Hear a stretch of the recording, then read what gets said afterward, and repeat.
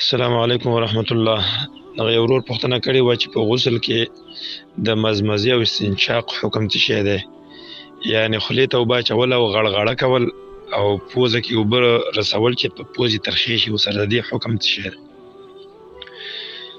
دې باره کې د علماو اختلاف دی.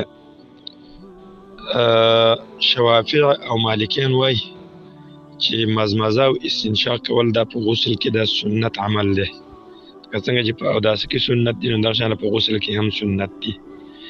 او د مخ وینځل دغې ته شامل دي، یعنې چې مخ وینځلی شم دغه کفایت کوي او فرض نه دي. که دا چا په غسل کې ونه کړه نو غسل یې کېږي، غسل هم صحیح دی او د هغې نه وروسته مونځ هم صحیح دی.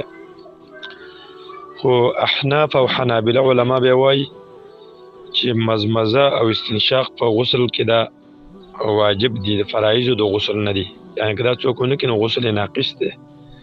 او دا قول ابن تیمیه صاحب، ابن باز او ابن عثیمین صاحب هم غوره کړی دی چې دا راجح قول دی.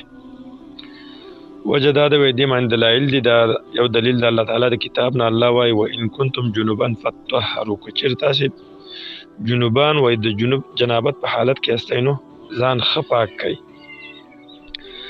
نو دا د ځان پاک کول وی یو خو ټول بدن ته شامل دی، ټول بدن به سړی لمدوي، او کوم چې باطني بدني نو هغې چې کوم ځای ته اوبه رسول ممکن وي هغه ځای ته به سړی اوبه رسوي.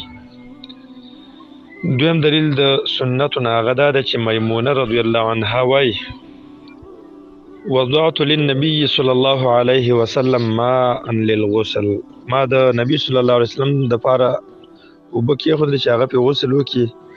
فغسل يديه مرتين، دو ځلې لاسونه وینځل، او ثلاثا یا درې ځلې، ثم افرغ على شماله، بیا یې چپ لاس باندې اوبه توی کړلې. فغسل مذاکیره، نو خپل عورت یې وینځه.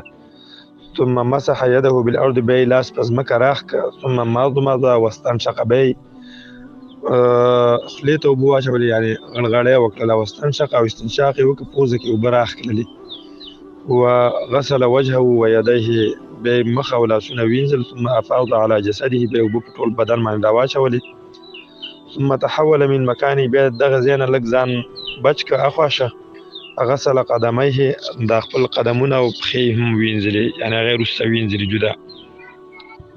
نو دا حدیث دلیل دی په دې باندې چې نبی صلی الله علیه وسلم مزمزه او استنشاق په غسلو کې کړې ده.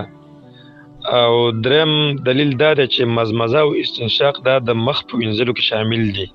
نو د مخ وینځل فرض دي، دغه شانه د هغه ځای وینځل هم فرض دي کوم ځای ته چې په باطني اندامونو کې اوبه رسیږي، لکه مزمزه او استنشاق کول.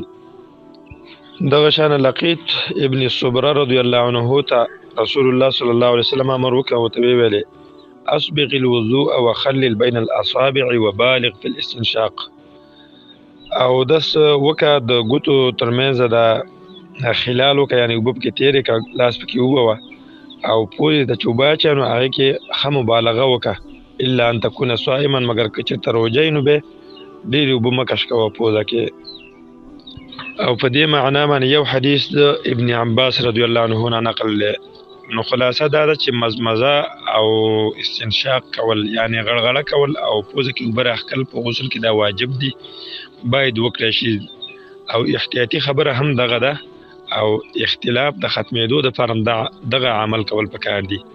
که اوس بالفرض سړی ونه کړي نو بیا به سره شک وي، ځکه شوافع او مالکیان وایي چې دا سنت عمل دی، او احناف او حنابله وایي چې